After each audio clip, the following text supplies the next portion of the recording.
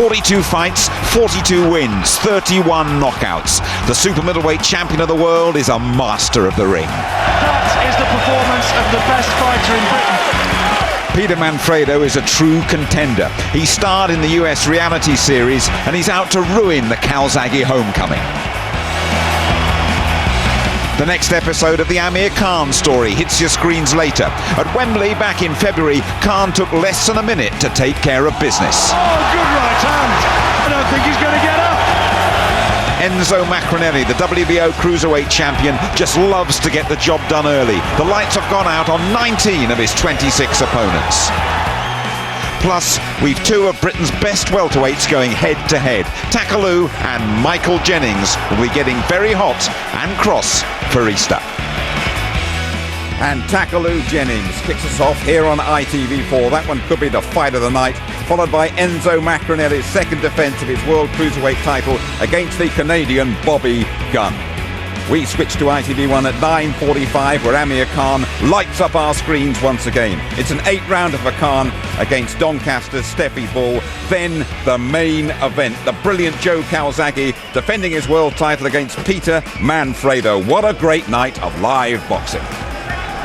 Yes, it's an incredible scene here. Delighted to be joined ringside by Barry McGuigan. Barry, this just really shows this whole scene, how the whole country just loves our Joe Calzaghe. This is an absolutely incredible night. One of the biggest nights in British boxing of all time. It's incredible. 35,000 people here, 20th defence, arguably the greatest British fighter of all time.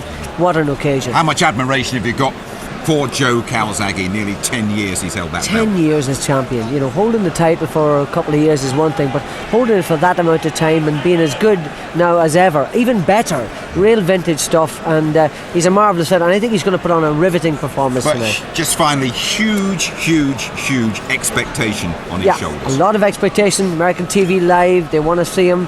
They want to see him perform. There's a massive fight around the corner with him against one of the big names, so he's got to perform tonight, and I think he will. Cheers, Barry. Thank you very much indeed. We're going to start off with that cracking welterweight fight then between Takaloo, originally from Iran, but he's been a long-term resident of Margate, against Michael Jennings from Chorley, the challenger who really fancies his chances of taking that belt. Both fighters already in the ring, ready to go.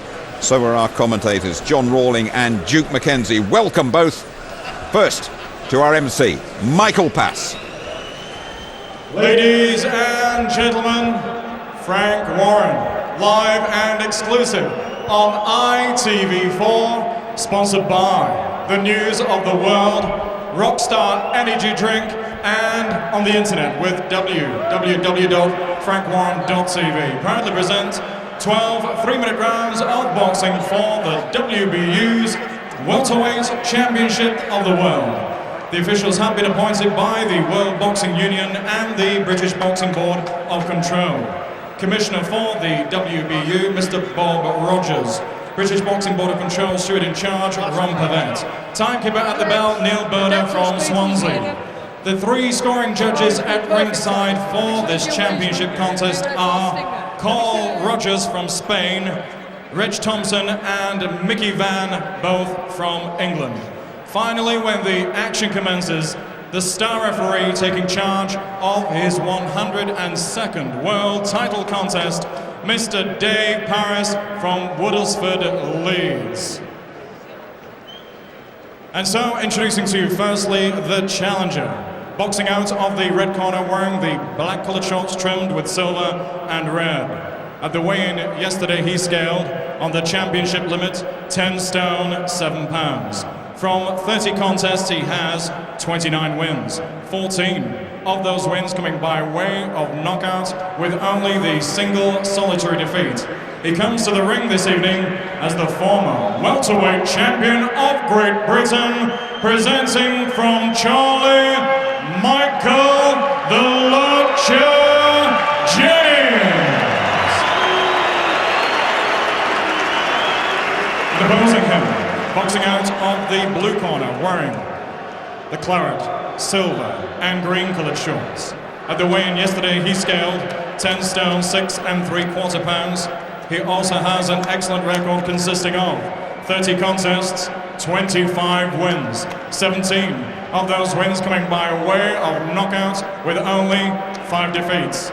Tonight he makes the first defense of his title, presenting the WBU's welterweight champion of the world from Margate, Takaloo.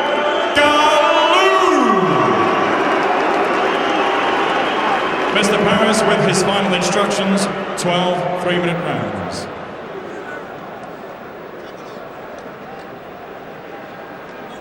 Okay, boys, I spoke to you both in the dressing room. You both know the rules. Remember, punch with the knuckle part of the glove. If one of you goes down, the other go to the furthest corner. Break when I tell you to. Defend yourself at all times. Shake hands, boys. Good luck to you both.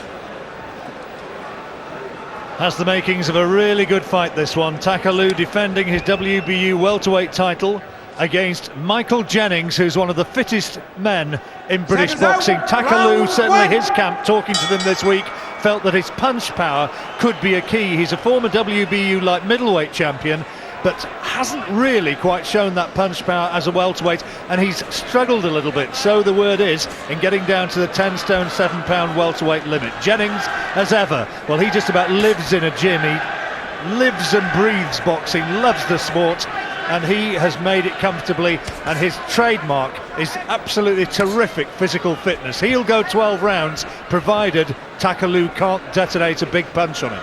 Absolutely, and the question mark, obviously, John, as you've already stated, is that, you know, Tak's a real big welterweight. He was up to light middleweight. He's come down to the welterweight limit. Can he sustain his strength over the 12-round period? We know Jennings can.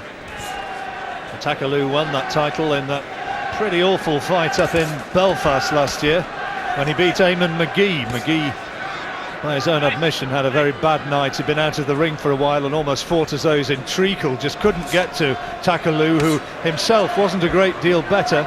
As for Jennings, well, he lost his title to young Muttley last year. He's come back since then, had a decent sort of victory to rehabilitate, and now looking to get back into world contention. He was WBO #1 mandated challenger at one stage before that defeat against Muttley in Nottingham a year ago, more than a year ago now. Probably one of the best liked young men in boxing, among other fighters. I mean, you don't hear a bad word against Michael Jennings. No, he's a real clean-cut pro. They're both good professionals. Jennings just making the brightest start for me at this moment. Takaloo taking just a little bit too long, looking at him, waiting too long. Jennings can fight like this all night long. He'll just dart in and out, 1 or 2 little shots, put his punches together when he needs to. Takaloo needs to close him down quicker. Interesting, because Jennings has a reputation of being a little bit of a slow starter. I remember a couple of years ago when he fought Bradley Pryce. Pryce caught him cold early, and Jennings had to really dig deep to eventually come through that one. And Jennings has settled well. Incidentally, he's a drummer in a indie band outside the ring, likes his music. Thoroughly likeable lad. Has the rather strange ring nickname of the Lurcher. They can run forever, Lurchers can. Hunt down their opponents, their victims, and Jennings thinks that he can do precisely that here tonight. Quiet sort of opening round.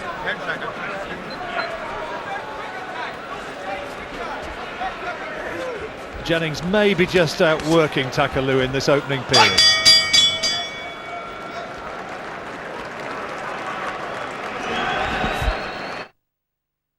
Corners, 10 seconds. Final words of advice in that Takaloo corner from Jim McDonnell. He was a pretty feisty sort of competitor in his day. And Takaloo just needs to settle down and start to let his punches go. So far, he's not done a great deal.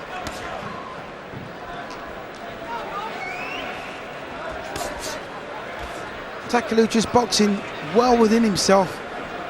You know, if he's tight at the weight, you wouldn't expect him to waste any energy unnecessarily.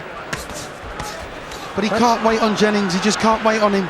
He's had some big punching performances in the past. Remember when he did Wayne Alexander, and then he took out Anthony Farnell, didn't he, in a round. That was a stunning victory which silenced Farnell's vociferous Mancunian supporters. Now 31 though, Takaloo. possibly not quite the fighter he was. Going to work to the body, right hand from Takaloo. It's taken good men to beat him though. Actually I said he beat Wayne Alexander. Wayne Alexander beat him, didn't he? Daniel Santos, Joey Kalik, he was a decent fighter from Nottingham. Michael Jones, Eugenio Monteiro, that was when Takaloo started to lose his way a bit, losing against the Portuguese. Just getting beaten to the punch, Takaloo. Jennings' punch is still snappier, quicker. Takaloo stalking him, but not beating him to the punch. Bit of interest in the betting world, I know, on this one. Jennings was quoted at 6-4 on. I think a few people were looking at the Jennings on points bet. 7-4, I'm told, that one.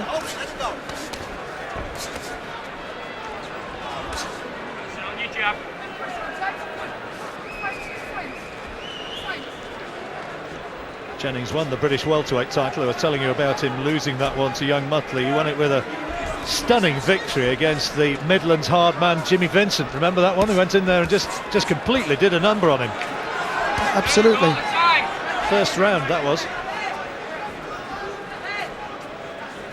Takaloo is just not throwing punches. If Jennings not standing still long enough to get pinned down. He's showing some nice lateral movement. Takaloo's trying to catch him with the right uppercut. But Jennings is moving right first and then back to his left constantly and punching on the move. You know, you see the fighters in the couple of days before the contests, and I was up here having an opportunity to chat to the guys, and I did think that, you know, you could sort of look at a fighter and see when they look in absolutely prime condition. I thought Jennings looked in terrific shape. They looked really well. He certainly is. I think Takaloo is still a name, but not quite the force that he once was. Well, Jennings, I thought, edged the opening round. Duke's got it that way, and he may well have done enough to take the second period as well, because Takaloo not throwing too much of purpose so far in the closing seconds of the second.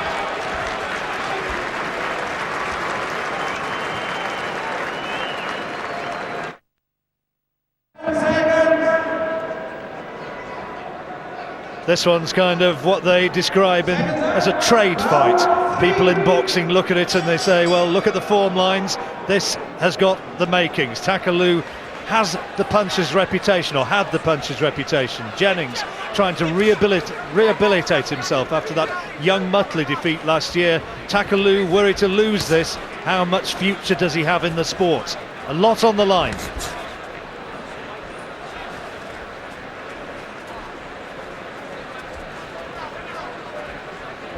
Takaloo, a big-framed sort of fighter. I saw him standing alongside Peter Manfredo at the weigh-in yesterday, and physically as big a man as Manfredo, if not bigger. And he's come down from, as we've said before, right middleweight down to welterweight now. At last, Takaloo managed to plant a right hand, but he cut off the ring there well to get Jennings into the corner. But look at the way Jennings bullied him back across the ropes, across the ring, and then the flurry of punches ultimately to the midriff coming from Jennings.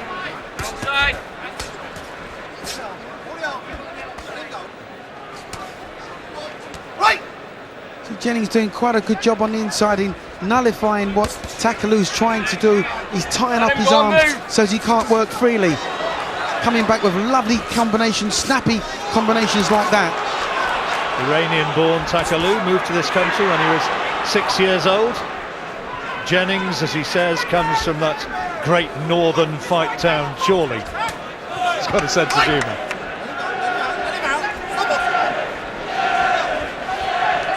And a rich Lancashire accent to match. Takaloo still waiting far too long to get his punches off. Jennings forever that elusive target. Plenty of lateral movement, beautifully high guard, nice little feints as well.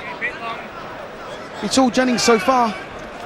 I can barely think of a worthwhile shot that Takaloo's landed so far. He landed a decent body shot earlier in the round, but there's not been a great deal else.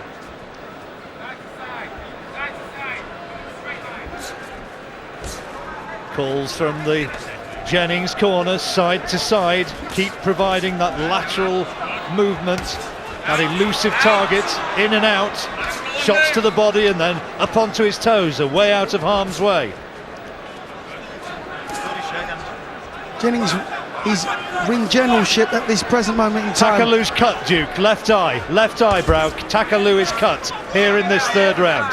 Well, that's Jennings just keep peppering him with the jabs and the right hands. He can't miss him. Remember when Takaloo cut up early in the fight against Daniel Santos? That was here in Cardiff, fought at Cardiff Castle a few years ago, and he allowed himself to be really upset by that. I wonder if this could be a key moment.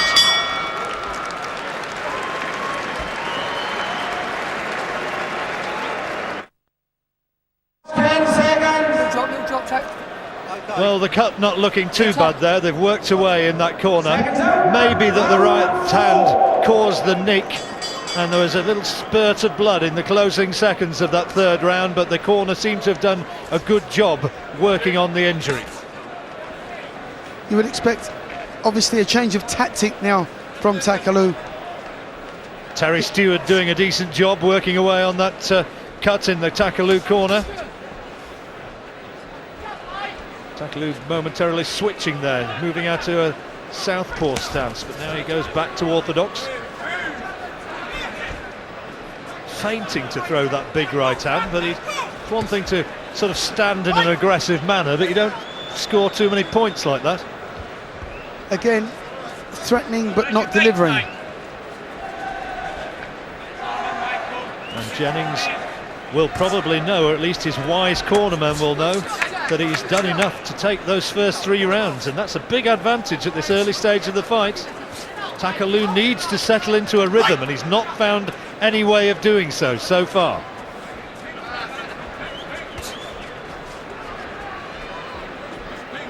Went to work with Oliver Harrison in the Amir Khan gym for a while, did Takaloo, and he's cut now on his forehead as well as on the eye. Is now cut over the right eye, up on the forehead, and there's a lot of blood there on the face of Takaloo. That looks a bit of a mess.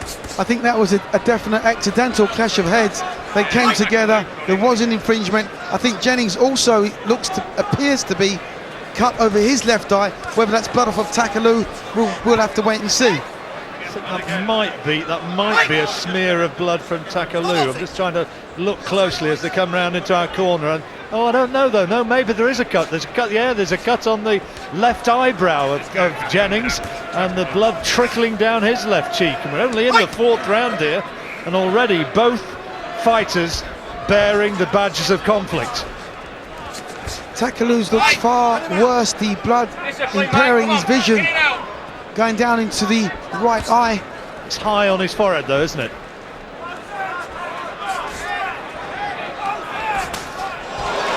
Now Takaloo trying to detonate that right hand, but Jennings going to work, and at last now here the action starting to hot up, and Jennings quicker to the punches. And Jennings sticking to his game plan, hitting and moving. Still trying to tie Takaloo up on the inside.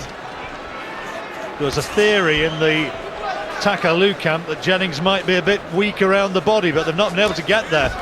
He's following after Jennings, trying to throw big hooks, but they're just not finding their way in. Plenty of work for both corners to do though, to clean up the mess on the face of each fighter.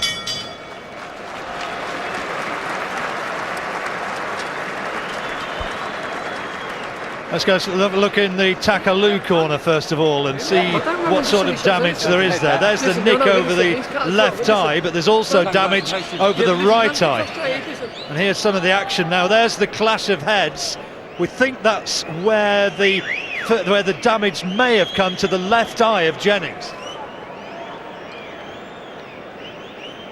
Let's have another look, Duke. What do you reckon? Well, there's the blood seeping from Takaloo's eye.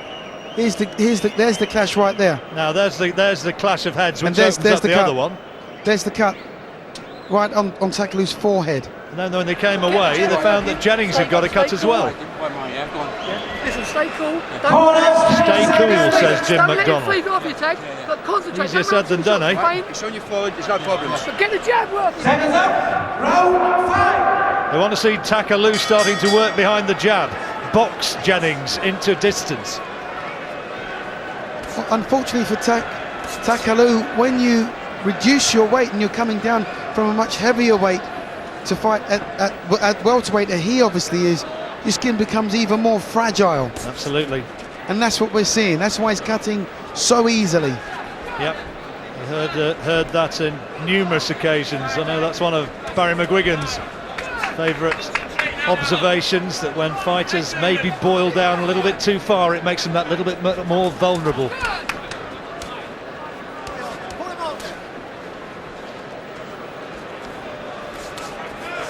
You've got Jennings firmly in control, Duke. Just taking a look at your scorecard there. I've struggled to give Takaloo a single round. I've got Jennings winning all 4 completed rounds thus far.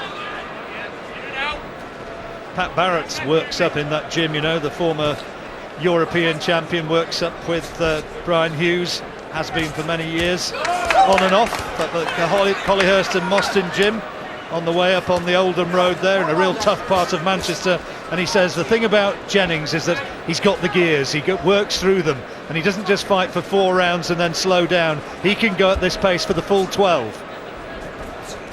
Well, we've seen him do it several times previously. Well, there's Takaloo coming forward, gloves down, trying to tempt Jennings in. Jennings is a bit too cute for that one. There again, you see Jennings beating Takaloo for hand speed as much as anything else, and when they get into the clinch, he's the match for his strength as well. Well, I think he's beating Takaloo to the punch, probably 3 shots to 1. He's just that much busier. A minute left in the 5th, and the crowd a little bit subdued. Plenty of Jennings fans have made the trip down from Lancashire, and he certainly got the warmer ovation when they were introduced to the crowd a few minutes ago. A little bit of frustration creeping into Takaloo's work. Can't quite pin Jennings down. Can't find that shot to staunch him, keep him still for long enough where he can deliver combinations. Being outboxed at the moment, Duke.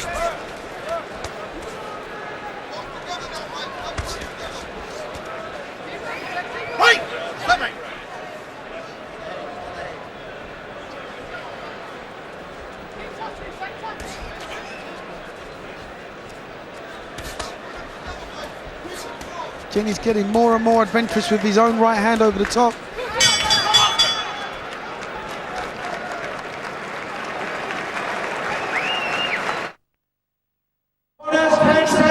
A little bit of an air of desperation in the Takaloo corner.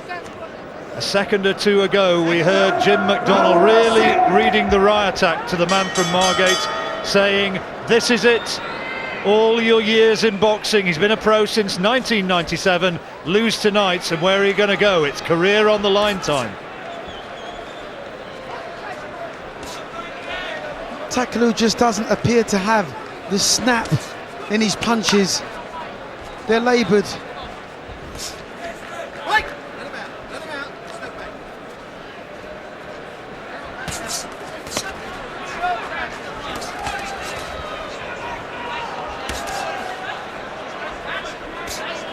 And Jennings just constantly beating him to the punch. Takaloo trying to give a bit of work, a bit of an opening to throw the big left hand. It's just not coming. Quality now, come on.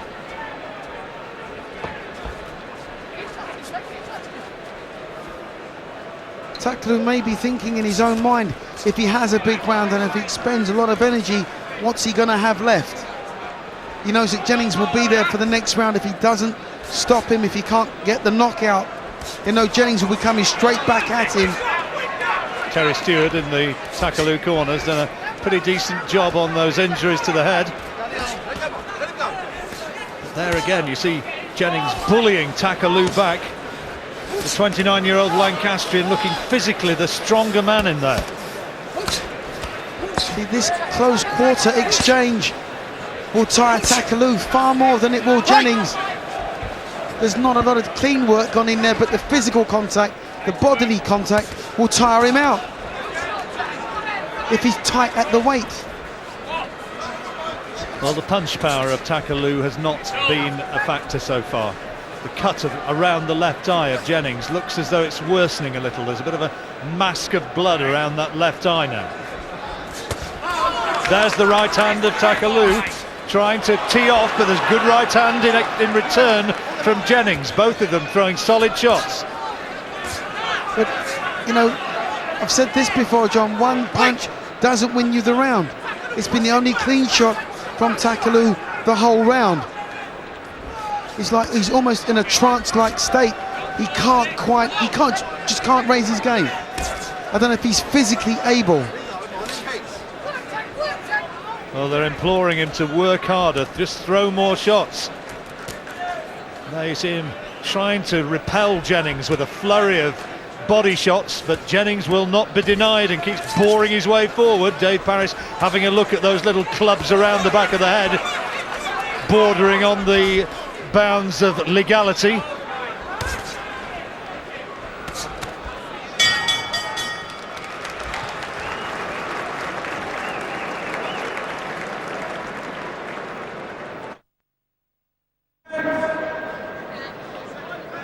And here at the Millennium Stadium, Takaloo is struggling. Looks as though his WBU welterweight title could be slipping away, because as we move into the second half of the fight, no question, Michael Jennings, the challenger from Chorley in Lancashire, is ahead. Brian Hughes looked as though he'd done a decent job working away on the damage to the left eye of Jennings.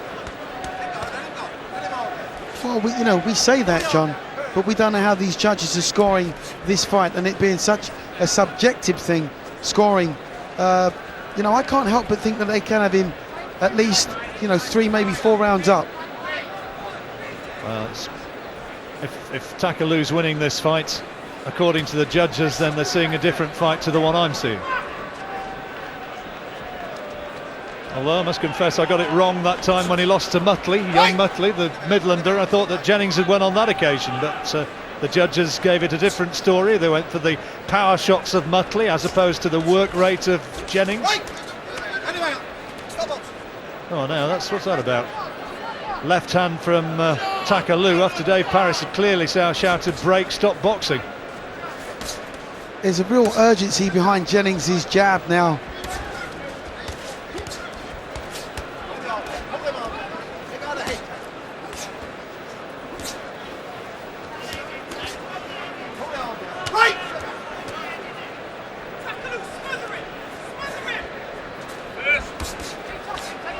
Jennings again, first to the punch, working in behind combinations. And Takaloo being able to do no more than cover up, and nothing coming back by way of response. And nothing meaningful. And Jennings onto the front foot again, bullying Takaloo back onto the ropes, right in front of where we're commentating. Takaloo's almost fighting in slow motion. He just can't get to Jennings. He's always one punch behind. He's had a few problems outside the ring, has Takaloo. Embroiled in a court case, which is not yet settled. I wonder whether that might have played on his mind. Certainly can't have helped. He's looking quite confused in there, is Takaloo. He's cut. He's a mile behind on points.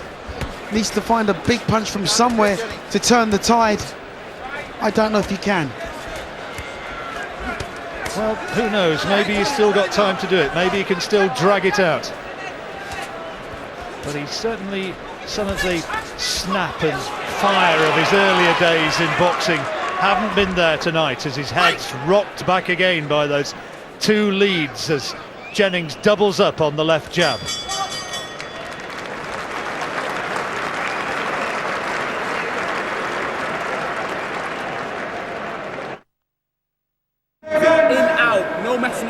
A smear of grease around the left eye of the challenger Michael Jennings. Is he on his way to claiming this WBU title? 12 rounds and we're into the 8th. Jennings the challenger in the black and red shorts.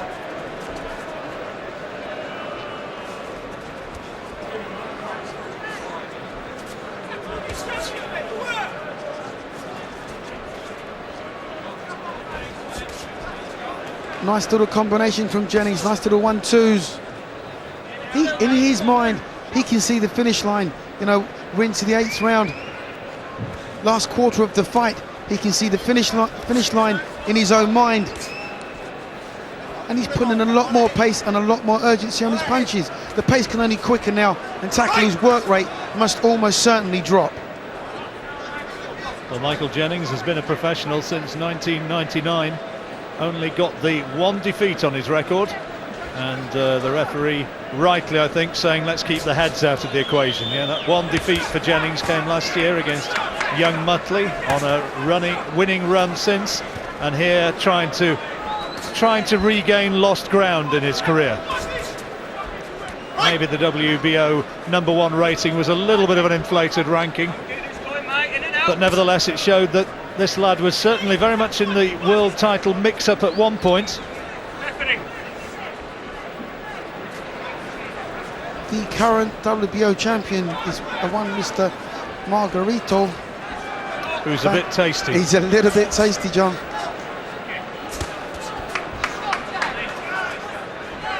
But Jennings doing a fantastic job of boxing.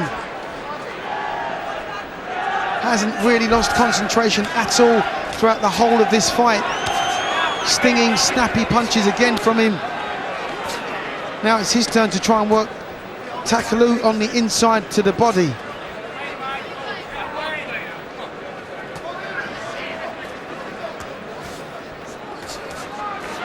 Well, here comes Jennings again, starting to unload with powerful shots. He's got so much more spring in his footwork than Takaloo as well. Takaloo pretty much flat-footed, just plodding after him. Jennings' tactics have been spot on from the first bell. He's known in his own mind he doesn't have to get involved, in a toe-to-toe with Takaloo to beat him. He's just beating him on the outside.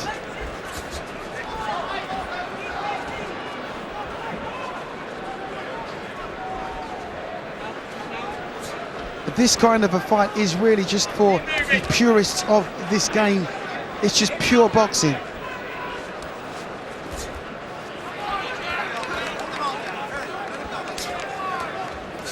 The fireworks that Takaloo needs have not been there once again.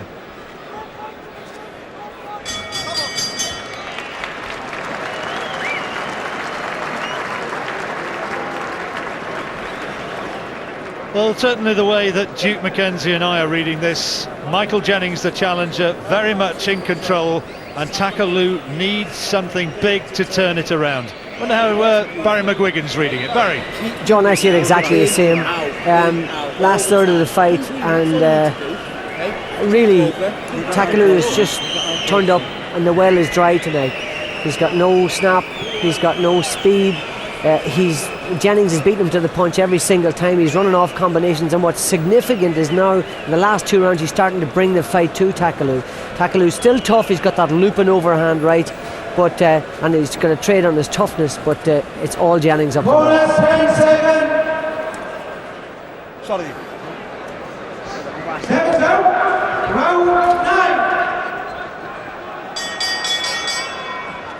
Thoughts there of Barry McGuigan. Into the 9th round.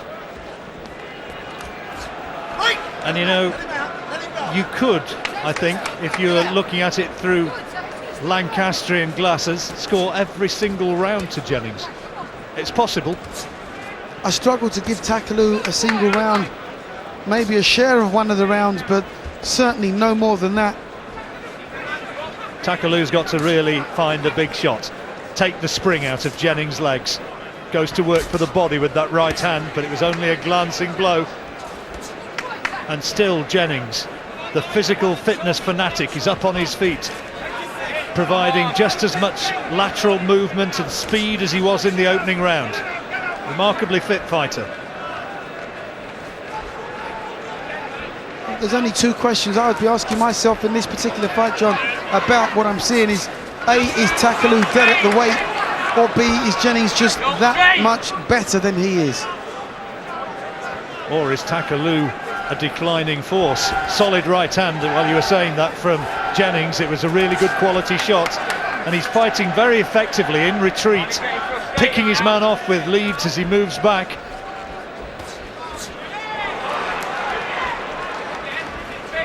And a look of frustration etched across the features of Takaloo as another right hand thuds its way home. Dave Parris, vastly experienced referee, hasn't had too much to do, told him to clean up the action, the clashes of the heads, which were partially instrumental in the injuries to both men's faces earlier in the fight. It would appear, John, that Takaloo, as you've already said, is still a name but no longer a threat at top level. He can only be disappointed with this one.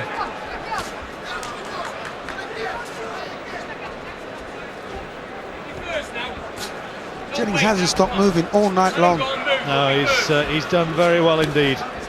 As I've said before, a very likeable lad, and he's a boy who's come through tragedy in his life. His brother Raymond died from a heroin overdose not so long back, and Michael's a boy who's dedicated himself to boxing and really made something out of his life. And still, I know when he goes in the ring, that thought about his brother in the back of his mind. He doesn't just fight for himself. Closing seconds of the 9th, and still Takaloo tries to come forward, tries to look for the clean shots, but they're just not there for whatever reason tonight, and time is running out.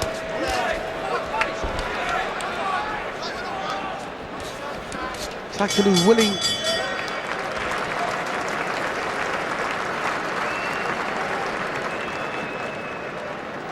Takaloo was trying to come forward there, trying to find the big payoff punch. You see the cut around the left eye again.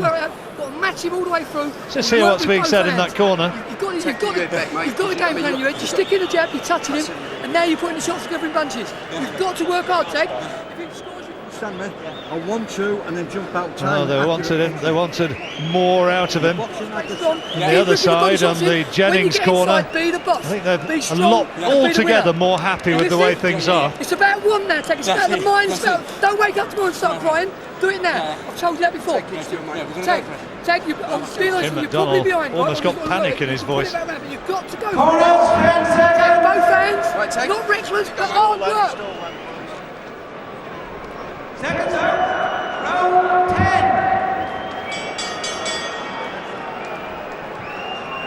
10. 10th round, 10th of 12.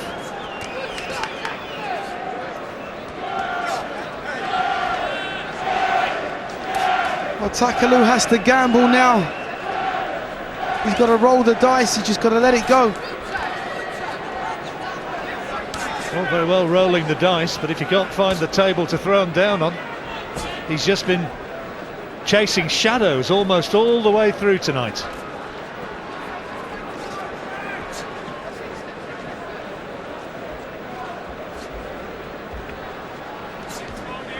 I'm sure a few people watching might have expected more fireworks out of this one. But boxing's not just about going toe-to-toe and landing big shots, it's also about strategy, about tactics, and Jennings, for me, has employed the right ones.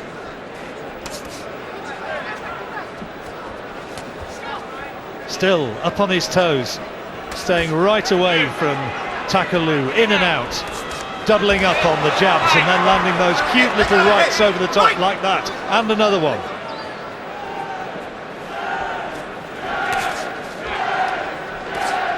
A few chants go up from the Jennings fans.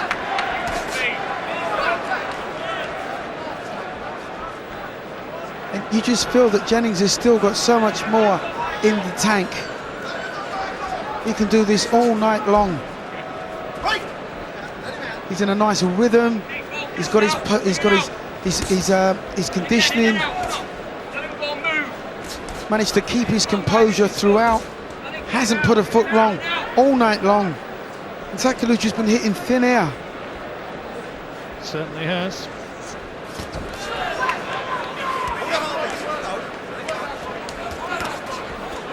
Takaloo trying to bully his way into it, trying to land the power shots, but Jennings covering up well and returning it with interest, as once again he bullies Takaloo there back onto the ropes before the referee's intervention comes. He's gambling now, Takaloo, trying to just find the one big shot. He's headhunting, but no suggestion that it's going to be able to find its target. Jennings looks as alert and as bright as the first round.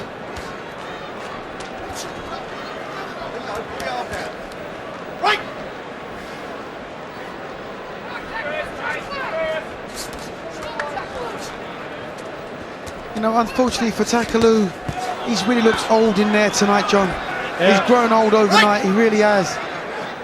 For a man of 31, he certainly looks a well-worn fighter. Closing seconds of the round.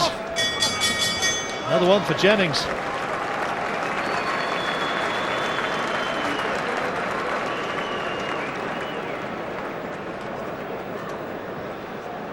Well, I know you've given a round to Takaloo, Duke, but Jennings left up there. You've got to is sit on just in there, way ahead, surely. This is the Takaloo corner. Nick it off you. Right, think of your children at home. Think of your future. Right, you've got to do it tonight. You've got. Jennings putting his punches together well again in that round, and looks so much fresher. Duke said that he looks an old fighter, Takaloo. Harsh thing to say, but you know, I mean, you've been in there and you know there comes a time when it's just not there. It's just not there tonight for him. There's no snap, there's no drive in his approach. 6 minutes ago. There's no urgency. Both hands, Tack. The right hand, come back with left up, because when you come back to the second shot, you always nail it.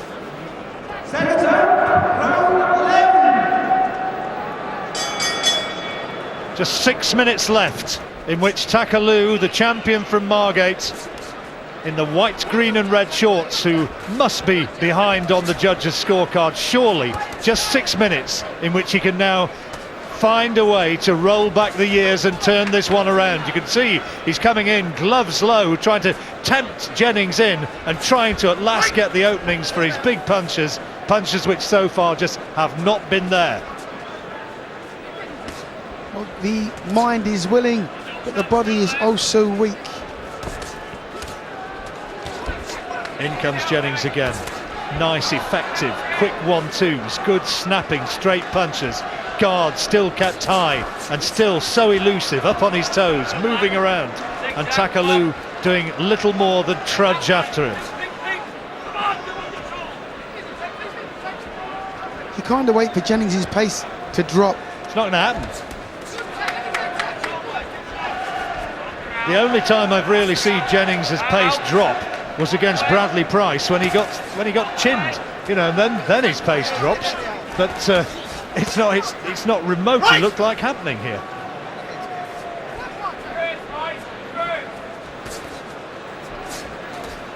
It's been quite a superb performance by young Jennings.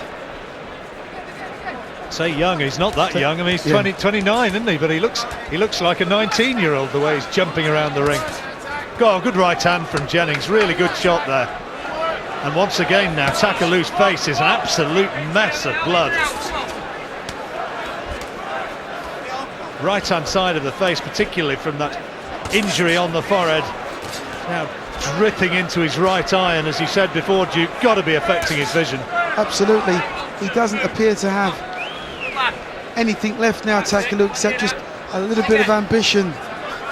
Still ploughing forward, still looking for a way to win the fight, but it's just not happening for him. That 7-4 shot for him to win on points, which I know a few from the Jennings camp had a few bob on, is looking very, very handy indeed.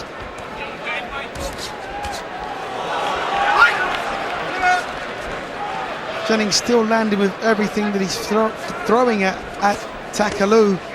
If he was a puncher, Takaloo would have been in a lot more trouble.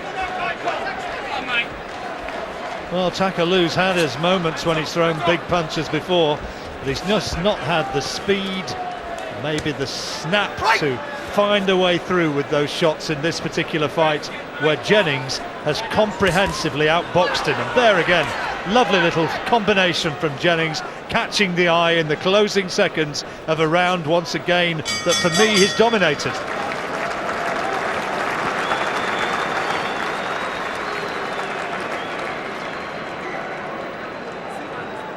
Well, I thought that Jennings had a great shot of winning this fight, but I did think it would be a little bit closer than it's been. But Takaloo at no stage really has found a way in which to trouble this man. The cut to that left eye really has been the only discomfort that he's suffered. Well, I've got an almost landslide shutout to Jennings. Straight shots right down the middle, okay? I think there's an argument for saying he's taken the lot. Looking for it's going to come at you. Brian Hughes, 100 miles an hour, okay? been in the game a long time. Sometimes he gets a little bit disillusioned with modern boxing, but I think that this will have refired his enthusiasm. Seconds out, 12 and final round. Last round, the two touch gloves. Takaloo's been told he needs a knockout. Jennings, I'm sure, will have been told just stay out of harm's way. Keep on your boxing, work off your jab, and don't get drawn into toe-to-toe stuff. And he's boxing true to form. Still got the lateral movement, still got the composure, still popping out a beautiful, well-timed jab. Takaloo, 31 years old. Made a few quid out of boxing over the years and had his moments where he's flirted with really genuine world class. He needed badly to win this one, to hang on to his title, but for me it looks as though it could be changing hands. Jennings has produced as good a fight as he could have expected, I think. And Takaloo still just trying to sway his way in, trying to slip his way through punches to work into a position where he can still, even at this late stage, throw the one payoff punch. Can he find it? I suspect not.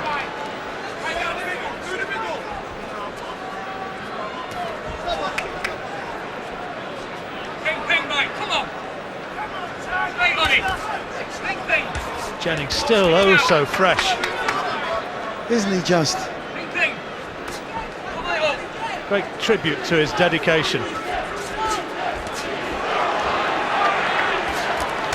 Well, there's a right hand from Takaloo, but it was only a glancing blow. Jennings just saw it coming at the last moment, was able to slip inside.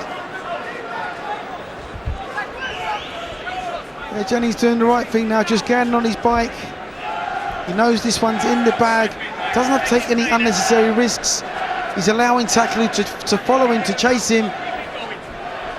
But I don't even think Takaloo will be able to catch him at this late stage. Takaloo looking tired and disillusioned. He wants to throw the one big right hand, but he's instead of being able to wind up and throw that, he's having to eat more punishment from Jennings. And tactics have played a very important part in Jennings winning this fight, if he goes on to win this fight. Yeah, there is still that one if, but I'll tell you what, if he doesn't get this verdict, it would be one of the biggest travesties that I've seen, I think. Surely he's on his way to claiming the title. Well, we're on the countdown now, John. Judges are Carl Rogers, Reg Thompson and Mickey Van. Dave Parris, the referee, is done a good job with this one. Oh, good little right hand from Jennings. Lovely shot, right on the bell. Well, Takaloo holds his gloves over his head. Not sure whether he's trying to kid himself or whatever, but as Jennings does the victory walk and is now chaired aloft by one of his cornermen, that surely is the man who is shortly going to be announced as the winner. I thought that was a really impressive performance. It was good to watch it. You know, it wasn't terribly exciting, there were no knockdowns. However, there were a few cuts, but the boxing overall was pretty emphatic from Michael Jennings. Michael Jennings, 29 years old. He's been with Brian Hughes throughout his career, the man who there is just patching up that left eye, which may have been through a clash of heads, may have been a right hand from this man, Takaloo, whose face is also a bit of a mess, both eyes cut, and there's that evil-looking gash on the forehead. But now comes the anxious wait for both men as the scorecards are tallied up. Michael Pass just gathering up the deliberations of the WBU supervisor. And, well, Jennings has got the smile on his face. He thinks that he's got it, and there's Jim McDonnell, Takaloo's trainer, offering his congratulations. Jim, still a fitness fanatic himself, and I'm sure he would have admired the performance of Michael Jennings. Still we wait. Crowd patiently, surely poised to salute a new champion. And I can't for the life of me think what this hold-up is. And still checking the cards, and there's an awful long wait. I hope there's no problem with what's been there. But now Michael Pass has moved into position and is ready, and I think that in a moment we are able to get the result of this fight. WBU welterweight title fight. Is it Takaloo? Is it Michael Jennings? Let's find out now. Ladies and gentlemen, after 12 rounds of World Championship Boxing, we have a unanimous decision. Judge Carl Rogers sees the contest 117 to 111. Judge Reg Thompson scores the contest 115 to 114.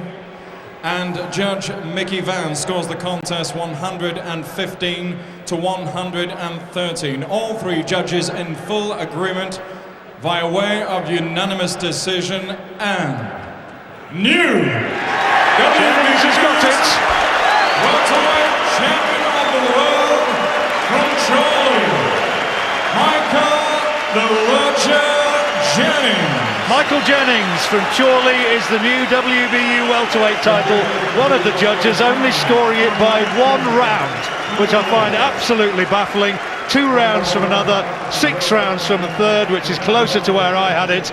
But I suppose at the end of the day, whatever the point scoring, justice done. New champion, Michael Jennings. Jim. Justice done, but a couple of those judges making it a lot closer than we all saw it at ringside. We will have a word with the new champion very shortly. The crowd building here at the Millennium Stadium, and Joe Calzaghe has arrived, just coming in here, got a bit of a beard on for his 20th defence tonight, and looking very calm as he arrives for work. We will be right back.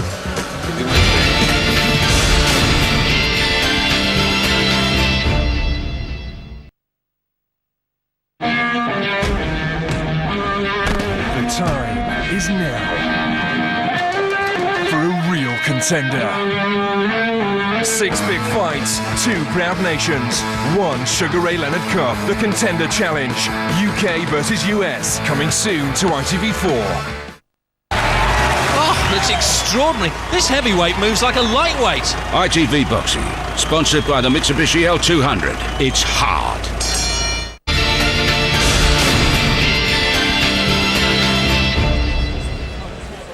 Michael Jennings, ecstatic, the new WBU welterweight champion. Well done, Michael.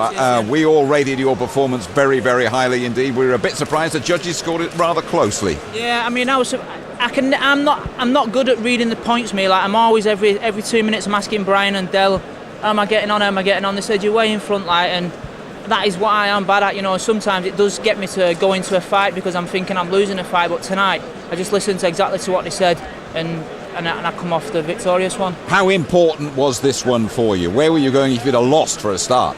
God only knows, you tell me. Obviously, I'm glad it eventually come off. Like, we had a few problems and what have you, but it all got sorted out in the end today. And I'm glad it was Takaloo as well, because he is a recognised name and what have you. And I've come down here, we've both come on neutral grounds, and I boxed his head off, like, sort of thing, and beat him. Just one thing for you, what are you, 29 now? You're unbelievably fit fella for that age. Yeah, I've always, ever since I was a kid at Chorley ABC there, when I first started off. The fighting town of Chorley. Chorley, where people go to fight, that's what it is. I've always trained, you know, religiously every day. I never miss a gym. Brian and that always knows, you know what I mean? I'm always there for Brian, Pat Barrett, Del Wall, Mike Jackson. just want to thank all them as well, you know, for everything that they've done for me in the last few weeks training. It's paid off for you tonight. Very well done, champ. Cheers, Jim. Thank you. Cheers, Charlie. Well, there we are. Cheers, Charlie, he says. And Barry, what a really good performance. We almost scored that one a shutout, didn't we? Listen, you know, there's something. I don't want to go on too much about the controversy of the judges, but when the judges can have it 6-2 and 1, when I gave him every single round bar 2, I only give Takaloo a share of 2, there's really something got to be done about that. You know, ridiculous. Reg Thompson scores at 1 round. Okay. I just can't understand that. Let's get back to the action. Yeah. We saw a little nick there, and Takaloo was damaged up as well, wasn't he? Round 4, wasn't it? Round 4 was a clash of heads, but it was total dominance from Michael Jennings from the beginning. It banged the head together, and Takaloo started to bleed, but he just looked dry. He looked tired. There's a nasty clash, and both of them were cut as a result of that. But Jennings just totally dominant, fast hands, quick speed. I always thought he was going to give him problems, but he was much too sharp in every capacity for Takaloo. Takaloo wasn't able to old man him out of it. He was too sharp, he was too quick.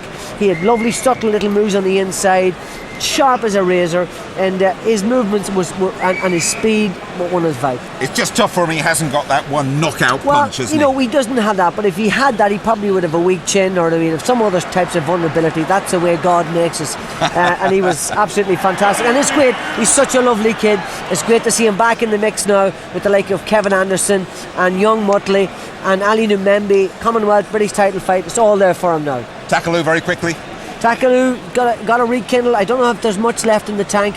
Looked dry tonight. Cheers, Barry. Thank you very much indeed. We have seen Joe Calzaghe arriving, and Amir Khan is in the building as well.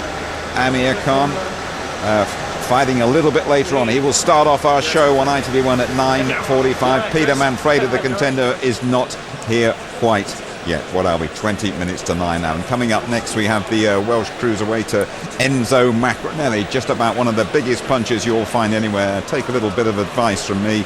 Don't go anywhere at the moment, because he believes in finishing things pretty quickly. He's up against Bobby Gunn, Canadian, likeable sort of fella is Bobby, engaging tough guy, but he has never mixed in this sort of company before. Maccarinelli, though, coming into his prime at 26. He carries a fearsome shot in both hands. He is poised to follow. Joe Calzaghe is the big star of Welsh boxing. Maccarinelli, Gunn is coming right up.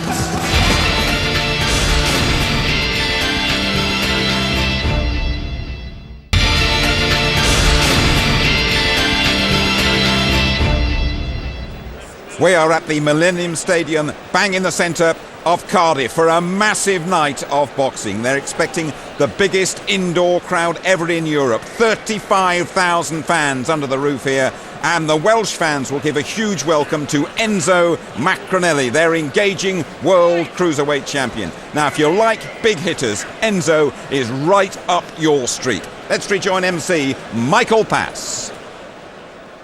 Ladies and gentlemen, making his entrance to the ring, the challenger for the championship from Jordan, Ontario, Canada, Bobby Machine Gunn. Don't call it a comeback.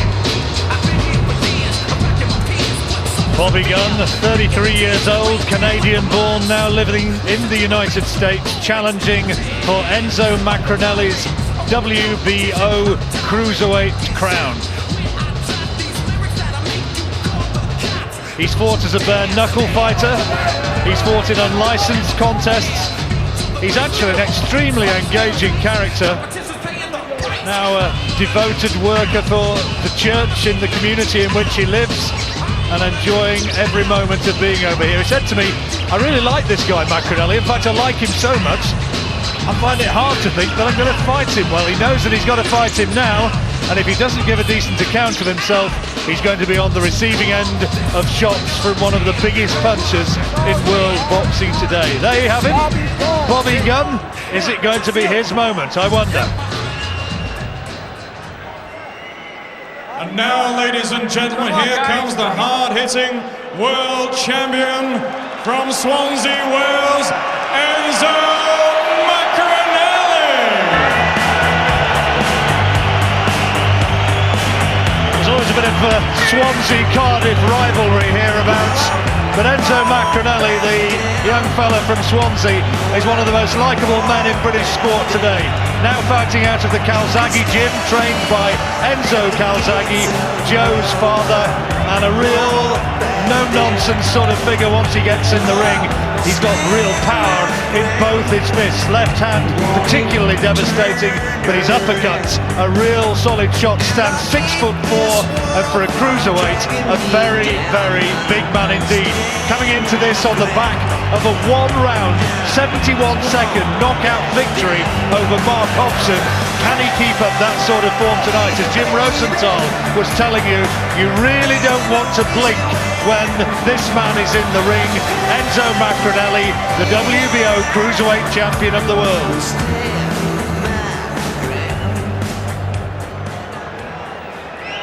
Ladies and gentlemen, Frank Warren, live and exclusive on ITV4, sponsored by the news of the world, big on boxing, Rockstar Energy Drink, and on the internet with www.frankwarren.tv, proudly present 12 3-minute rounds of boxing for the WBO Cruiserweight Championship of the world. The officials have been appointed by the World Boxing Organization and the British Boxing Board of Control. Supervisor for this contest from the WBO is the president himself, Mr. Francisco Valcarcel. British Boxing Board of Control steward in charge, John Rees QC. Timekeeper at the bell, Neil Burder from Swansea. The 3 scoring judges at ringside for this World Championship contest are Terry O'Connor from England, Jose H. Rivera from Puerto Rico, and Dr. Clark Sammartino from the USA. Finally, when the action commences, the referee taking charge of his 40th World Title contest. A warm Welsh welcome, please, for Mark Nelson from St. Paul's, Minnesota, in the USA.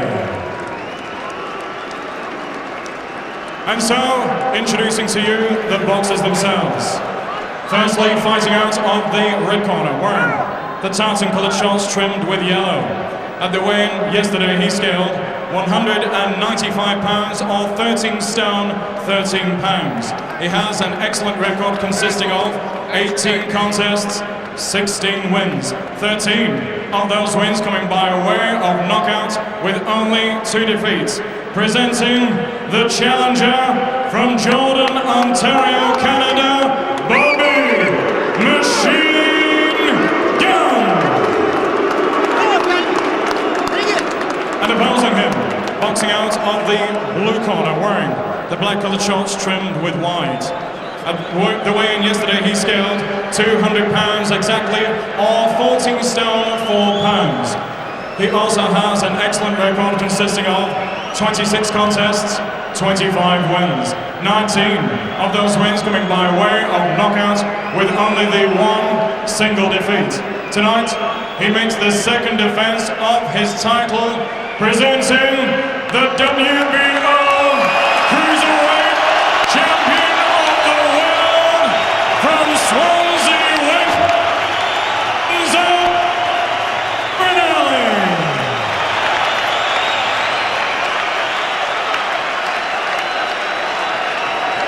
Mr. Mark Nelson with his final instructions, 12 3-minute rounds. Back up, guys. Gentlemen, you've already received your instructions in the dressing room for the WBO Cruiserweight title. You know what I expect. A clean championship fight. Just obey my commands and protect yourself at all times. Right here's okay. Keep it clean, touch gloves. Good luck to both of you.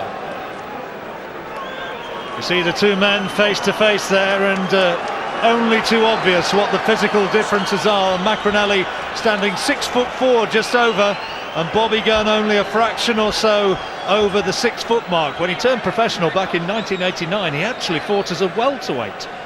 Here he is now fighting for the Cruiserweight Championship of the world.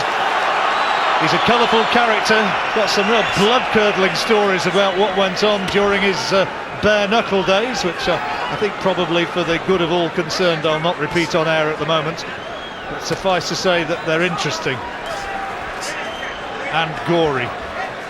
But Maccarinelli, a huge puncher, and straight away trying to tee Gunn off on the ropes. He's I suspect Bobby Gunn, from what I've heard about him, what I've read about him and speaking to him, he sees himself as a typical come-forward Canadian-style brawler, a little bit in the George Chuvalo mould for those with long memories, but maybe not quite with the ability of the man who still now stays remarkably fit, and almost in the opening minute. It's the first big power shots from Maccarinelli, trademark hooks.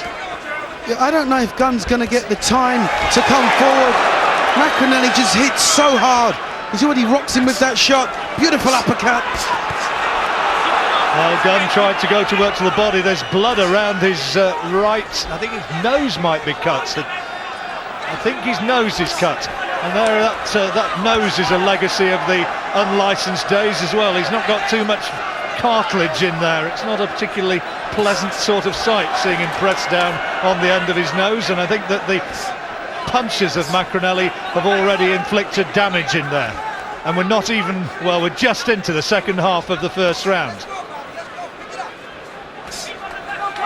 Maccarinelli talked about as a possible challenger in a unification match against the WBA and WBC champion Jean-Marc Mormec of France, perhaps later in the year.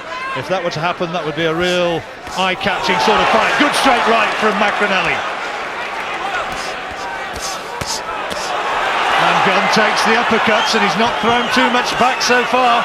This is all one-way traffic, and I'm afraid that Bobby Gunn looks totally out-punched and out-skilled at this stage. Big right hand down the cross, and the referee signalled a knockdown, the touchdown.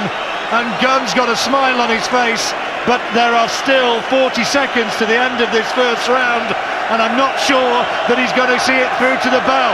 Here comes Maccarinelli again. Gunn is outgunned. He just doesn't have the arsenal as Maccarinelli just tees off. It's all over. Big right hand, that's it, the fight's over. Right hand from Maccarinelli. People stand around this massive auditorium cheering Enzo Maccarinelli. In truth, I have to say that Bobby Gunn was outclassed in there totally. Maccarinelli needs harder tests than that one. He did the job that was necessary. He got rid of the man in front of him, but Bobby Gunn was just not good enough to be in the ring with an Enzo Maccarinelli. He needs bigger tests than that one, and bigger tests I'm sure will come in the months ahead. He'll get those tests, make no mistake about that though. You know, I can't help but think there won't be too many other cruiserweights, with the exception possibly of the other champions, that will stand up to that kind of punching power. He hits so hard. He is a terrific puncher, Enzo Maccarinelli. There are people who provide the argument that David Hay, the European champion, would be the man to beat him. I'm not so sure. Hay hasn't got the greatest of chins, and look at this, the way he's detonating on Bobby Gunn. Okay, Bobby Gunn's no David Hay. He's not, on the evidence of this, good enough to be in the ring with Enzo Maccarinelli, but that's world-class punch power. It certainly is, and obviously Maccarinelli is at the top end of the cruiserweight division, not only in terms of body weight but in terms of height. He's 6'4". So powerful, and we look again at some of the shots that came. Gunn trying to land his own body shot, but Maccarinelli landing almost simultaneously, and it's not just power, it's speed as well. He was all over Bobby Gunn like a rash, and the man from Canada was not able to respond. And there you see a happy figure of Enzo Maccarinelli holding the belt aloft, and he is still the champion. And in a moment I think we can get confirmation of that first round stoppage victory for Enzo Maccarinelli from Swansea. Here's Michael Pass. Ladies and gentlemen, after 2 minutes and 35 seconds of round number one, referee Mark Nelson has stopped the contest. Your winner, and he is still the WBO Cruiserweight Champion of the World, from Swansea, Wales, Enzo Maccarinelli. your appreciation for the challenger from Canada, Bobby Machine Gun. The WBO Bobby president, Gunn Mr. Francisco realising Balcazar, he was presents totally the out of his depth there, but very sportingly acclaiming Enzo Maccarinelli. We did tell you not to rush away from that one. I hope you all stayed in your seats. When you rejoin us, we will talk with Enzo.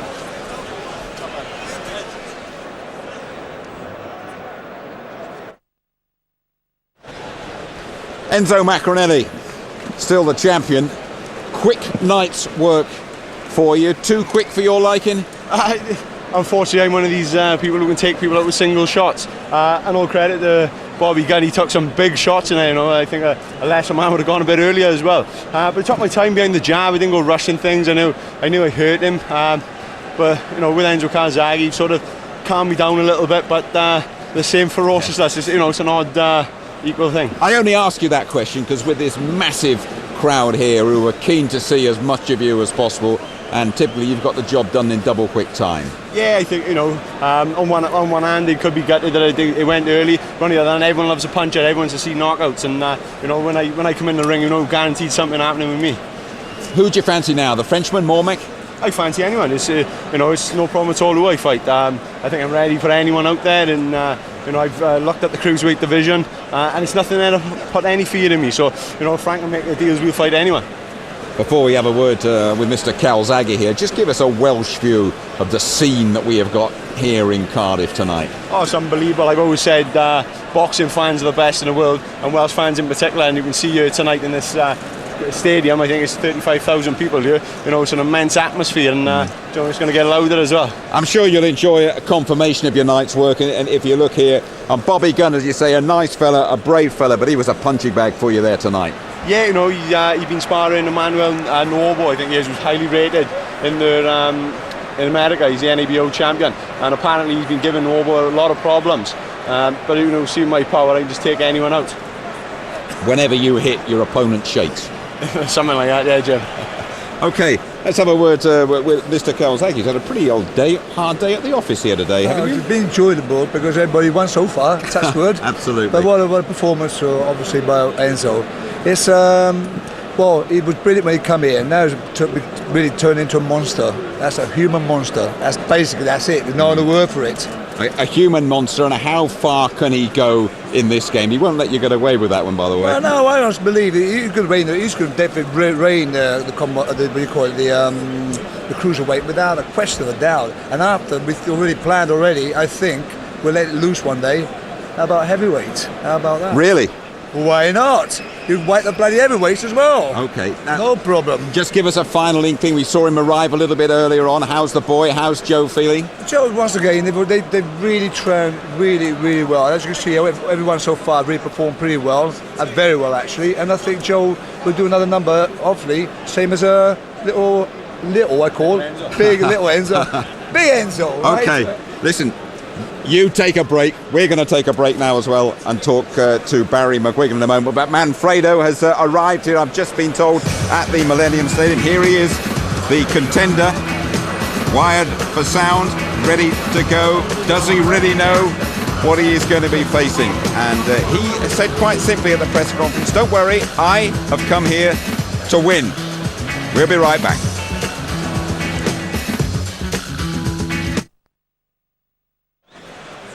Terrific scene we have here at the Millennium Stadium in Cardiff. The crowd building all the time. They're expecting, and it looks like they're going to get 35,000 people. And Enzo Maccarinelli from Swansea, with that Swansea-Cardiff rivalry as well. But they loved his performance here, Barry. Yeah. Are you a bit disappointed you didn't get a sterner test there tonight? No, the reality is this. I don't care how good the guys are. They can be world-class, they can be beautiful movers, they can be fabulous boxers.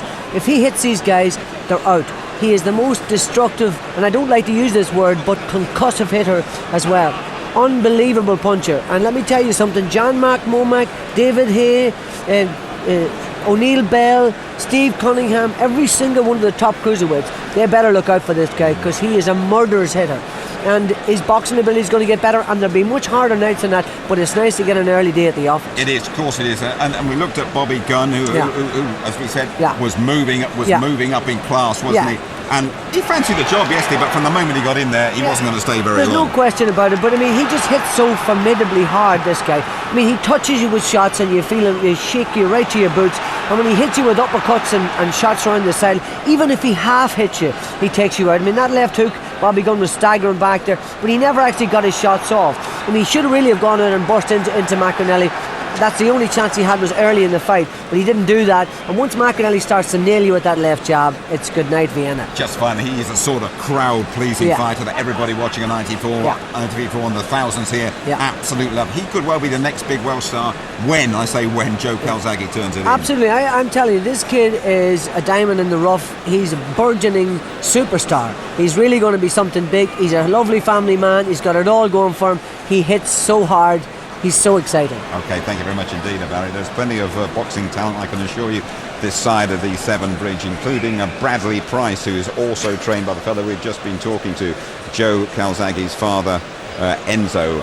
Bradley Pryce, years since he won the Commonwealth light middleweight title. He really has got his act together. 26 years of age from Newbridge, much more disciplined these days. Tonight he makes his third defence against a Ghanaian, Thomas Awimbono, the challenger. Looks tough, very capable. He boasts a fine amateur record. He's unbeaten in his last 6 fights and he has never been stopped. This one is over the championship distance, 12 rounds. We're going to show you just the very best action. We're going to join Duke and John at the start of the 5th. Well there, but you're not looking. You uppercut, you're not looking. You're hooking, uppercut, without seeing what you're looking. Look at it, look and bang! Look for one down there. Seconds out, round 5. Lovely snapshot of a coach's work, of a trainer's work between rounds there in that Calzaghe corner, where he's imploring him to throw the hooks and then really snap the uppercut, throw the uppercut with more purpose. Well, at times Pryce looks a little bit disinterested. He just switches off and seems to coast. Solid right hand from Awimbono. Oh, good body shot from Awimbono as well, and switch to the head. Hook to the body and the left hand to the head, Duke. That got through and that hurt. Not enough to put Pryce down, but he got through. At times, Pryce just looks, as I've already said, John, just a little bit disinterested. Awimbono does look quite heavy-handed when he gets into range there, and he's able to throw those hooks. A couple of really meaty-looking hooks, and Pryce just wanted to give ground and cover up for a few seconds. Telling him he's using the inside of the glove with that right hand to the body. A little bit harsh. Yeah, they're stinging punches. They hurt, okay. Inside or with the knuckle part of the glove, they still hurt. Well, the referee was saying they're slaps. They're quite hard slaps. Awimbono really fancies it to the body now. That was unintentional. Telling him to keep the punches up. He's really taking the fight to the champion. Yeah, he's growing with confidence.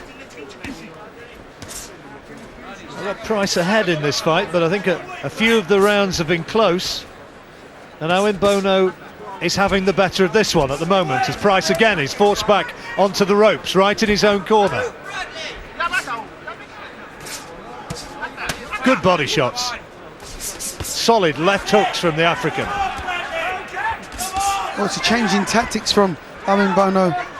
Really trying to work the body in this round as well as the head. Pryce allowing him to do it, allowing him to get into range. Boxers are a funny breed of animal, John. You know, sometimes you can go back to the corner and just feel sorry for yourself. Absolutely no reason in a fight that you're supposed to win, that you're supposed to look good in. Just go back to the corner, you can kind of switch off. Those hooks are hurtful shots that Awimbono's delivering. Again, he switched well from body to head in the corner.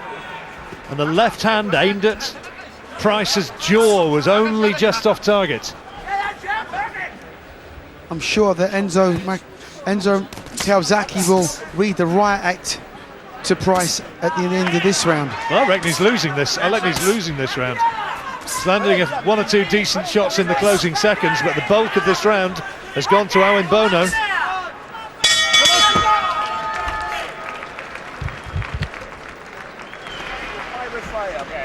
then. That's a great start, right? Listen to me now. Don't forget, he ain't no tenderfoot. Don't be looking to him as if he's got mercy for you. Right? Fucking improve your fucking power. That's what happened there.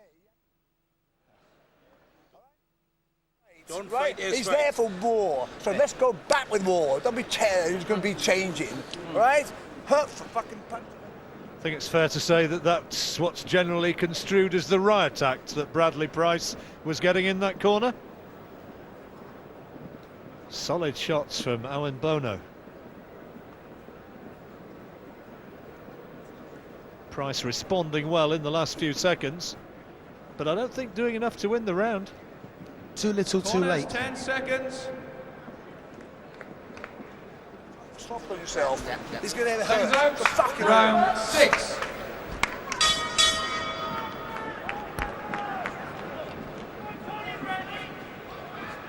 Bradley Pryce has got a nasty little swelling on the bridge of his nose. What seemed to be a straightforward night's work for the man from Newbridge, on paper anyway, is turning into an altogether more demanding physical experience. Well, Pryce just seemed to be going through the motions, I think, in the first half of this fight. And now his corner have actually verbally given him a bit of a rollicking. He has to just up his game. It's as simple as that. Awimbono's trying to do him with body shots, and he's trying to soften him up around the midriff. But Pryce has certainly come out in this, the 6th of the 12 rounds, with more aggressive intent.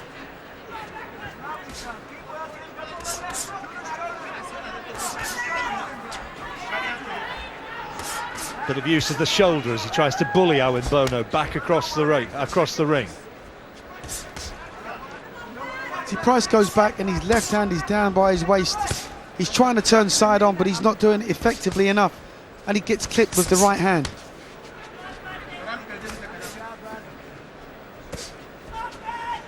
A good solid right hand again from Awimbono.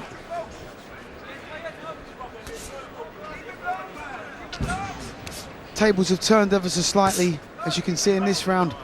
And Bono on the retreat now, trying to sucker Pryce in. Yeah, a few old-fashioned expletives from Calzaghe Senior seem to have worked the trick.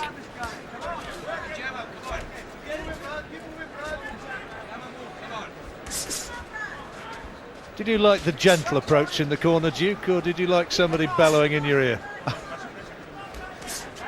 I quite like the gentle approach, John. But I'll bear that in mind.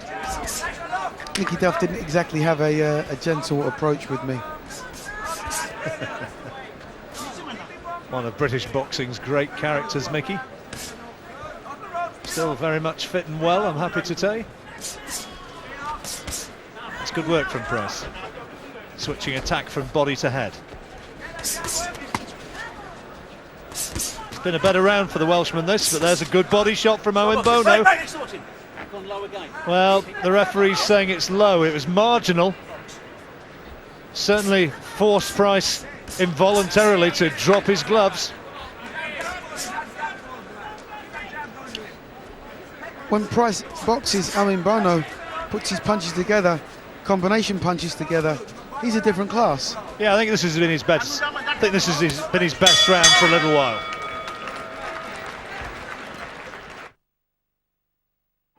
Seconds out, round 8.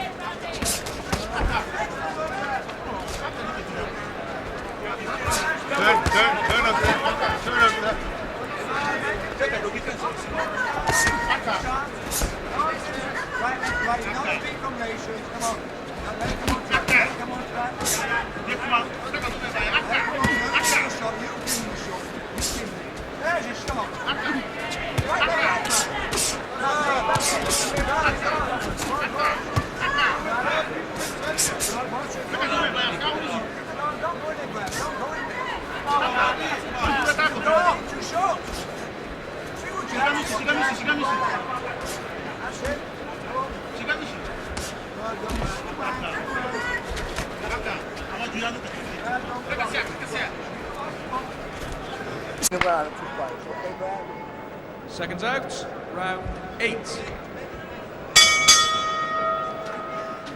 8th round, and Bradley Pryce, the taller man in the red and white shorts, slightly the taller man, he has an advantage, at least the way that we're looking at it on our card. Pryce can fight at this pace all night long, so he's got nothing to worry about in terms of fitness or stamina. Just needs to keep a nice streamline of punches coming.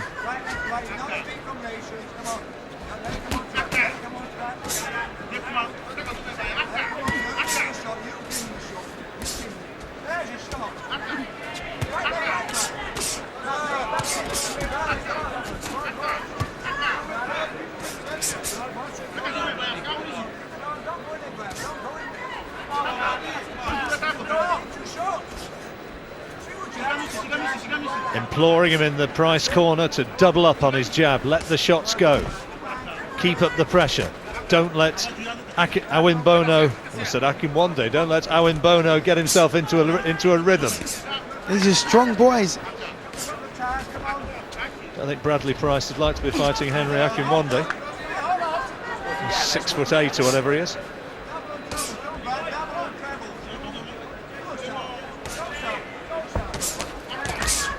Awimbono's a real strong kid. And got in with a left hand there, Duke.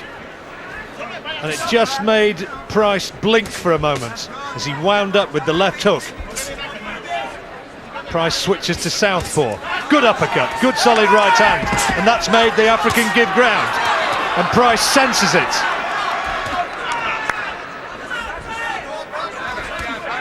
Oh, good strength from Awimbono, though. Come back with a couple of solid-looking shots of his own, and this is the best exchange that we've had for some time in this fight. Oh, nice body shot there by Awimbono. Really solid left hook again. Pryce caught him with a beautiful uppercut there. We switched stance into the southpaw stance.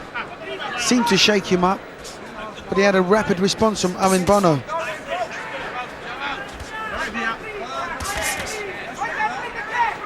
Far more shots thrown by Pryce. I'd estimate probably 3-1 in terms of the shots actually delivered. Awimbono, though, still showing he's got a little bit of danger, particularly in that left hook. He'll be feeling the pace more, though, than Pryce.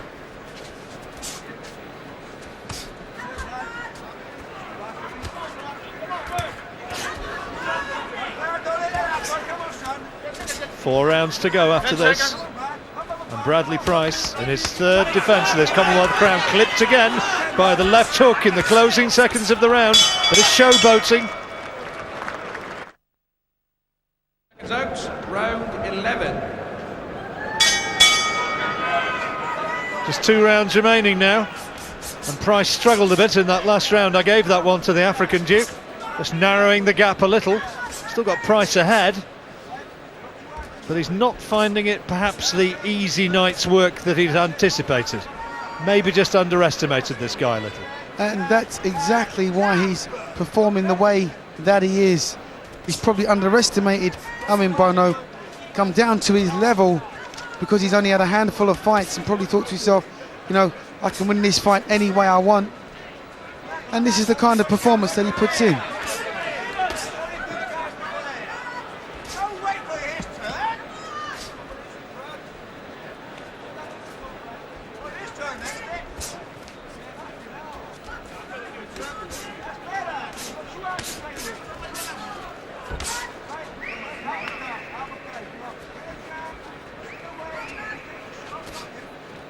Pryce really doing precious little in there now.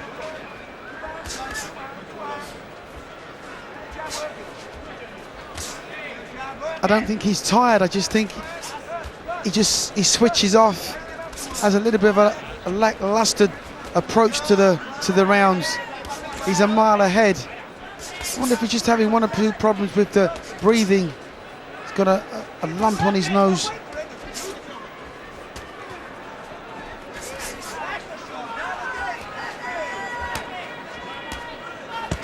Here comes Awimbono. looking to find the big shots which might still just turn it round even at this late stage of the fight. Going to work with hooks to the body and to the head. And getting through and having a lot of success with those combinations.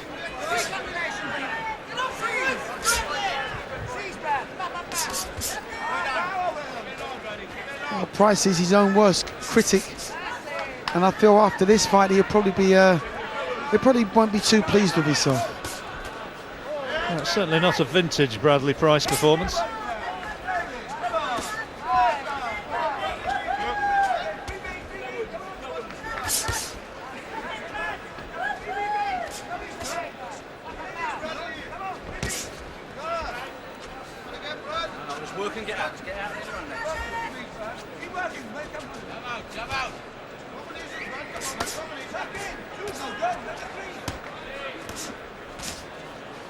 Yeah, Pryce will be glad when this one's over, I think.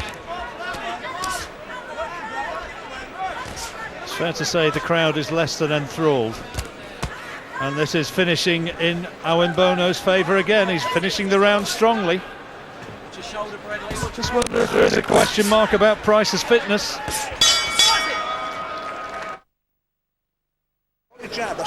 Seconds out, 12, and final round.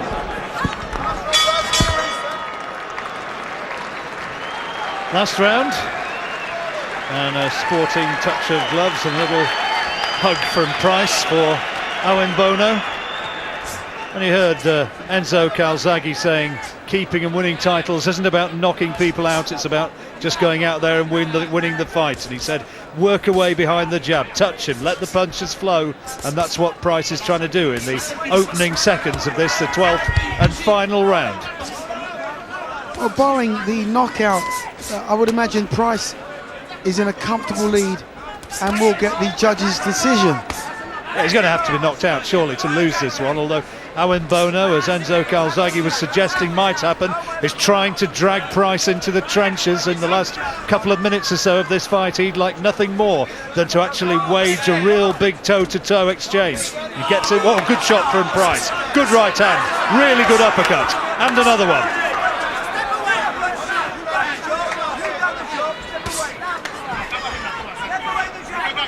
Step away and jab is the instruction now. I think thrown those 2 or 3 really good, solid right-hand uppercuts.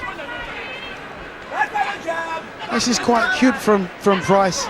Now he's using his ring generalship just to kid his way through the last round. He knows the fight's in the bag. He doesn't have to engage Awimbono in a toe-to-toe punch-up and get into a war, possibly walk onto a shot. They're just trying 1 or 2 little tricks now and they're just kidding him.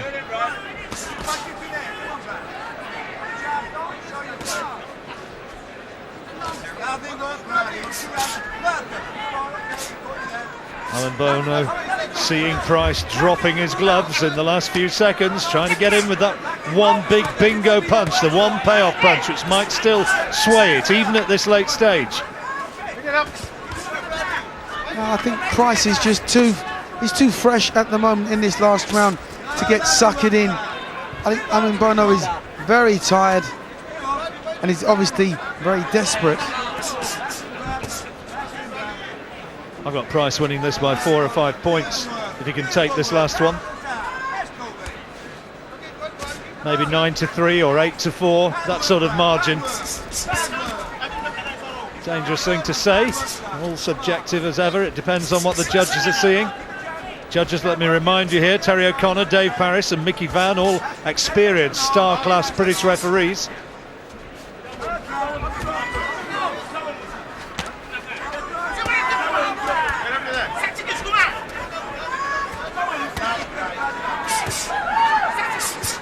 Last 10, who's going to produce the little grandstand finish? And it looks as though it's going to be Pryce. And there's the 12th and final bell, and Pryce celebrates, confident that he's done enough to win it. Certainly they think that he's won it, and I would say that there's a margin there of probably 5 points or so, Duke. That sort of region, 4 or 5 points. Absolutely, bare minimum, John. He boxed well within himself, never really risked anything. threw some good shots in that last round, delivered a couple of really quality uppercuts, Bradley Pryce. Here was Awimbono trying to unload, and there's that right hand. Good shot. Very, very sweet uppercut. In absolutely no danger of losing this one.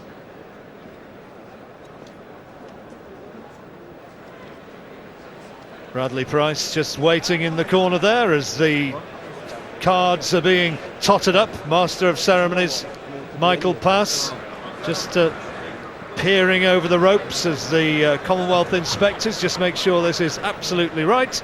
And in a moment or so we're going to be able to hear the judge's verdict on this one. Has Bradley Pryce successfully defended his title for a third time? Commonwealth light middleweight title verdict, and here it comes. Ladies and gentlemen, we have a unanimous decision. Judge Terry O'Connor scores the contest 120 to 109. Judge Dave Paris sees the contest 117 to 111. And Judge Mickey Van scores the contest 118 to 111. All three judges in favour of the winner, and still the light middleweight champion of the Commonwealth from Newbridge, Wales, Bradley Sugar Sweet Pryce. Terry O'Connor, the Birmingham judge, scoring it very, very widely by an 11-point margin in Pryce's favour, having Pryce not losing a single round, 120 to 109, and then the other judges taking it by margins of 6 rounds and 7 rounds, more in tone with what myself and Duke Mackenzie saw. But the upshot of it all is that Bradley Pryce from Newbridge retains the Commonwealth title. Get your arms right up, Brad, right up. He retained the title. He reckoned that was one of his best ever performances. Well done, Bradley Pryce. A difficult job. He did it well. Well, we're building towards a couple of our big fights tonight. Joe Calzaghe, of course. But before we see Joe Calzaghe on ITV1, we're going to see this young man. And he is essential viewing. Amir Khan. There's a big audience in the United States tuning in to see him.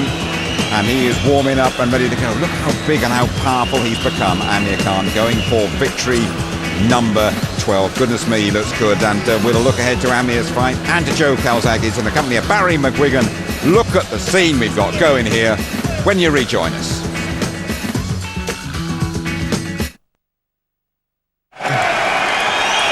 And you're back with us with around about 35,000 fans at the Millennium Stadium. And Barry McGuigan has joined me at ringside. It's just building and building and building this whole thing, isn't it, It's Barry? just reaching the crescendo. It's a fantastic night. Some fantastic fights on so far. I can't wait for the main event. Can't wait to see Khan. Absolutely. Let's talk about Amir Khan first of all. He's getting bigger and bigger. He reckons he's the best lightweight in Britain already. And guess what? I think he is too. And it's no slant on Jonathan Thaxton or Lee Meagher or any of those kids, or Graham Earl for that man. I just think he's the most fantastically talented young kid. He's not experienced enough, and it sounds like a contradiction. He's not experienced enough to go in with those guys, but I think he's got enough talent to beat them right now. He just needs to start working on fighting on the end close. And what I'm going to look for tonight, sitting down on punches, keep his hands slightly higher, hitting with power, because in his last fight he had that destructive right hand over the top, just sat down and finished it in 55 seconds. Fabulous stuff. What about Joe Calzaghe? We've seen Maccarinelli make very, very quick work of the Canadian Bobby Gunn. Can you see him doing something similar to Pete? No, Manfredo? I don't think it's going to be over that quickly. I think this is a much tougher fight than everybody expects. Manfredo's a very strong guy. I think because of the reality show that he's not really a proper contender. This guy's a genuine contender. You saw him at close quarters in Newcastle last week, I watched him in Newcastle last week, and I think they really fancy the job. They think they can win. I don't think they can win, but he can be certainly competitive for half a dozen rounds. And Joe Calzaghe himself, and it's the speed and the clusters that he throws those punches in that makes him an absolutely exceptional boxer. Spot on, Jim. It's his fast hand, it's his accuracy, it's his destructive power, and he never leaves you alone. He hit Jeff Lacey 1,006 times in the fight, so he's going to be trying to be as sharp as that. He wasn't so impressive against Bika, who is rugged and tough and very hard. Well, I'm looking for a pinpoint accuracy tonight. Good classic stuff. And just briefly, this scene will lift him when he enters this arena. Fantastic. I'm going to say they can lift the roof off, but it's hard to do that. It's going to be fantastic. We will look forward to it. Thanks very much indeed, Barry. Okay, then be sure to join us over there on ITV1 in just over a quarter of an hour's time. A year after that sensational performance against Jeff Lacey, finally, it is Joe Calzaghe's homecoming. Joe Calzaghe in the dressing room, cool and relaxed, unbeaten, promising a super show in front of a massive gathering of his clan. Peter Manfredo, though, insisting this is not going to be a Calzaghe homecoming, it's going to be a retirement party. Amir Khan gets the ITV1 show underway at 9:45. Be sure to join us for that. Thanks very much indeed for your company on 4. See you shortly.